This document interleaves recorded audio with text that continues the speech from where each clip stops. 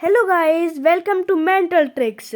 आज हम आपको जैसे याद होगा कि हमारी पिछली वीडियो में हमारी में कुछ गड़बड़ हो गई थी, तो हम उसके आगे का हमारी नेक्स्ट वीडियो में बता रहे हैं। चलिए शुरू करते हैं। Kalidas Kalidas was a noted poet and dramatist in ancient India. Kalidas noted poet और ड्रामेटिस्ट थे एनिशियंट पहले में। ही लिव्ड इन द कोर्ट, वो गुप्ता रूलर के कोर्ट में रहते थे, कॉल चंद्रगुप्त टू के। और उनकी दो वेल नोन पोएम्स कौन कौन सी है? Raghuvansh and Kumbhashambha. His works include Meghdoot, Ritusmara and Abhijnana Shakuntalam. उन्होंने ये भी पोएम्स लिखी थी। Tansen Tansen was a famous singer था और म्यूजिशियन था in the Mughal ruler Akbar's court में। वो एक नवरत्न था। नवरत्न होते हैं ना, 9 जेम्स, उनमें से एक था वो। उन्होंने म्यूजिक सीखा था। अपने गुरु का नाम था उनके गुरु का नाम स्वामी हरिदास। वृंदावन के वो सिंगर थे।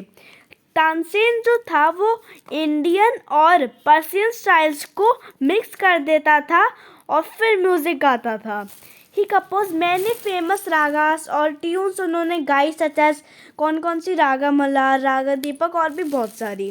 दिस वर संग, वो अलग अलग टाइम गाता था पूरे दिन में। अब हम स्टार्ट करते हैं सर सैयद अहमद खान। अब सर सैयद अहमद खान जो था एक सोशल रिफॉर्मर था ब्रिटिश इंडिया जो था उसका सोशल रिफॉर्मर था sir Syed Ahmed Khan. He worked hard towards improving the lives of poor people and women. जो पुअर पीपल और वुमेन थी उनकी कंडीशन इम्प्रूव कराने में इसका बहुत बड़ा हाथ था। He fought against unjust practices in society at a time when the British ruled India. उसने जब ही फॉट अगेंस्ट जो बेकार प्रैक्टिसेस होती थी, जैसे काफ़ी सारे प्रैक्टिसेस होती थी वुमेन्स और पुअर पीपल को लेके उनके लिए, तो उसके अगेंस्ट उनने लड़ाई की। ही believed education could help reform Indian society.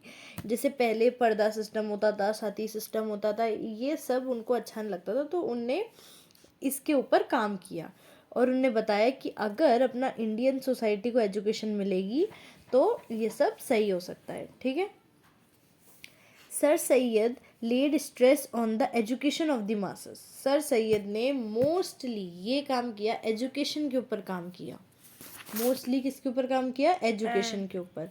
He set up the Mohammedan Anglo Oriental College. उनने लोगों के लिए कॉलेज भी खोले। कौन से? Mohammedan Anglo Oriental College. ये किसने खोला था? सर सैयद अहमद खान ने। ठीक है। 1875 में। कहाँ पे? अलीगढ़ में। और क्यों खोला था? To promote education among Muslims, यानी मुस्लिम्स को एजुकेशन दिलाने के लिए उनने ये कॉलेज खोला था। कौन सा कॉलेज था? Mohammedan Anglo Oriental College. अब it is now known as Aligarh Muslim University. अब उस कॉलेज को किस नाम से जाना जाता है? अलीगढ़ मुस्लिम यूनिवर्सिटी नाम से। It continues to be counted among the important educational institutions of India as is a famous centre for higher learning. आज ये जो इंस्टीट्यूशन है बहुत ज़्यादा फेमस है हायर लर्निंग के लिए। आज इस इंस्टीट्यूशन को हम अलीगढ़ मुस्लिम यूनिवर्सिटी नाम से जानते हैं। अब आता है रविंद्रनाथ टैगोर। अब रविंद्रनाथ टैगोर जो था वो एक पोएट था। ठीक है। पोएट था, राइटर था, म्यूजिशियन था, फिलोसोफर था। वो काफ़ी सारी क्वालिटीज़, उसमें पोएम भी लिखता था और काफ़ी चीज़ें भी लिखता था, म्यूज़िक्स भी गाता था, फिलोसोफर था। उसने he wrote a large number of books. उसने बहुत सारी बुक्स और पोएम्स लिखी। ठीक है। जैसे गीतांजलि, बनफूल और सिसु सॉरी।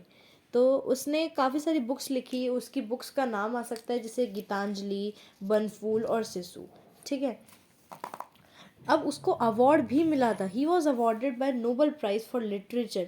उसको लिटरेचर में अवार्ड भी मिला था 1913 में गीतांजलि बुक के लिए। उसकी जो बुक थी गीतांजलि, उसके लिए इसे अवार्ड में मिला था।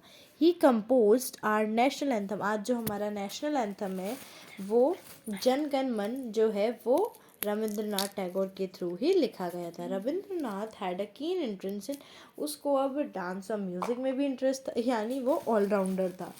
उसको डांस और म्यूज़िक में भी इंटरेस्ट था। He develop his own style of music, उसने अपनी खुद की मतलब म्यूज़िक स्टाइल डेवलप की, जिसे वो क्या कहता था, रविंद्र संगीत, and a new dance form called Ravindra नृत्य। और उसने खुद की डांस फॉर्म डेवलप की, रविंद्र नृत्य, और खुद का सिंगिंग स्टाइल डेवलप किया जिसे बोलते थे रविंद्र संगीत। और रविंद्रनाथ जो था believe date education was only the means through which India could progress.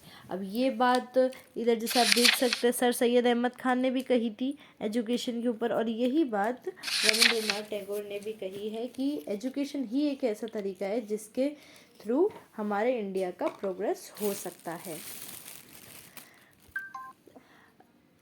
In 1901, he started an education institution called Shanti Niketan. अब 1901 में उसने अपना एजुकेशन सिस्टम भी, एजुकेशन इंस्टीट्यूशन चालू किया उसने, शांति निकेतन। और abode of peace, Shanti Niketan को और क्या कहा जाता है, अबोर्ड ऑफ पीस। उसने शांति निकेतन किसने चालू किया था, रविंद्रनाथ टैगोर ने, ठीक है। अब it is now known as Vishwa Bharati university. अब शांति निकेतन को किस नाम से जाना जाता है, विश्व भारती यूनिवर्सिटी। और इसको ये अलीगढ़ मुस्लिम यूनिवर्सिटी जानी जाती। अब पहले तो ये मोहम्मदन एंग्लो ओरिएंटल कॉलेज था, अब इसको अलीगढ़ मुस्लिम यूनिवर्सिटी जाना जाता है। और शांति निकेतन को विश्व भारती यूनिवर्सिटी जाना जाता है, ठीक है। He lived there till he passed away. अब वो उस यूनिवर्सिटी में जब तक रहा जब तक उसकी डेथ हुई। डेथ मतलब वो जब तक उसकी डेथ हुई तब तक रहा वो उस यूनिवर्सिटी में। और वो कब उसकी डेथ हुई कब थी, 1941 में। Rabindra Tagore wrote nearly 50 book लिखी थी रविंद्रनाथ टैगोर ने, लगभग 50 बुक्स। और कितनी पोएम्स, 3000 पोएम से भी ज़्यादा लिखी थी। बुक्स अप्रॉक्स 50 बुक्स लिखी थी और पोएम्स कितनी लिखी थी, 3000 पोएम्स, ठीक है। अब महात्मा गांधी को तो जैसे आप लोग जानते ही होंगे, काफ़ी फेमस है वो तो, 2 अक्टूबर को बर्थडे आता है उनका, है ना। तो Mahatma Gandhi is known as the father of the nation. Mahatma Gandhi को कौन सा टैग मिला हुआ है, फादर ऑफ नेशन का। He was born on October 2, 1869 in Porbandar, Gujarat. कहाँ पे जन्म हुआ था उनका, पोरबंदर, गुजरात में, अक्टूबर 2, 1869 में। He studied law in England. उनने इंग्लैंड में लॉ की पढ़ाई करी, and then move to South Africa to practice law there. मतलब उनने इंग्लैंड में लॉ की पढ़ाई करी और फिर साउथ अफ्रीका चले गए लॉ प्रैक्टिस करने के लिए। पढ़ाई तो कहाँ करी थी, इंग्लैंड में, और फिर उसकी प्रैक्टिस करने के लिए वो साउथ अफ्रीका चले गए, ठीक है। एट दैट टाइम, अब जब वो गए तो साउथ अफ्रीका जो था वो ब्रिटिश के अंडर रूल कर रहा था। मतलब ब्रिटिश साउथ अफ्रीका पे रूल कर रहे थे। During his stay there, he saw how the British mistreated and discriminated against the Indians and the black natives living there. जब वो उस टाइम थे तो उनने देखा कि जो ब्लैक लोग उधर रहते हैं, क्योंकि साउथ अफ्रीका में ब्लैक लोग रहते हैं, तो उनने देखा कि ब्रिटिशर्स कैसे उनको मतलब मिसट्रीट कर रहे हैं, मतलब कैसे उनके संग बुरा व्यवहार कर रहे हैं, और उन्हें हर चीज़ में पीछा दिखा रहे हैं अगेंस्ट द इंडियंस। मतलब साउथ अफ्रीका वालों को कितना पीछा दिखा रहे हैं। He launch a non violent struggle. उनने नॉन वायलेंट स्ट्रगल भी चालू किया साउथ अफ्रीका में कि इस रेशियल डिस्क्रिमिनेशन को हटाया जाए।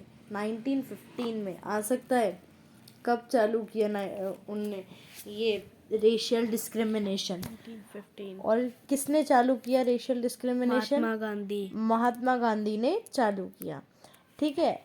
और 1915 में गांधी जी इंडिया आ गए, है ना। तो 1915 में तो गांधी जी इंडिया आ गए थे और रेशियल डिस्क्रिमिनेशन चालू किया था। ये बात ध्यान रखना, गांधी जी ने क्यों किया था, क्योंकि to fight against this racial discrimination क्या चालू किया था, नॉन वायलेंट स्ट्रगल। ये क्वेश्चन आ सकता है, महात्मा गांधी ने साउथ अफ्रीका में नॉन वायलेंट स्ट्रगल क्यों चालू किया था, इम्पॉर्टेंट है। तो इसका आंसर होगा to fight against the racial discrimination.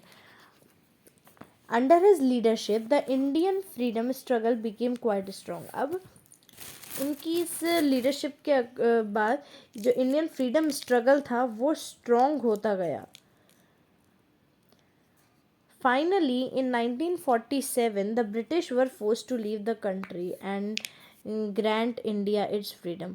Finally जब ये सारा काम हो गया 1947 को ब्रिटिशर्स को जाना ही पड़ा अपनी इंडिया छोड़कर और इंडिया को फ्रीडम देकर।